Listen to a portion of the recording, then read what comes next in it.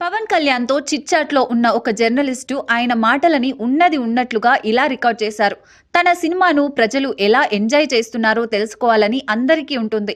దానిలో తప్పు లేదు. ఒక అభిమాని తొక్కిసలాటలో చనిపోవడం బాధాకరం. సంఘటన జరిగిన విషయం ఆయన సిబ్బంది వెంటనే చెప్పి ఉండాలి. సంఘటన జరిగిన మరుసటి రోజు హీరో కాకపోయినా సినిమా టీం, డైరెక్టర్, నిర్మాత ఎవరో ఒకరు వెళ్లి కుటుంబాన్ని పరామర్శించాల్సిందే. కనీసం దేవాలయాల్లో బాబు కోలుకోవాలని పూజలు చేయాల్సిందే. అలా జరగలేదు. కొన్నిసార్లు మనం తప్పు చేయకపోయినా పరిస్థితుల ప్రభావంతో సారీ చెప్పాలి.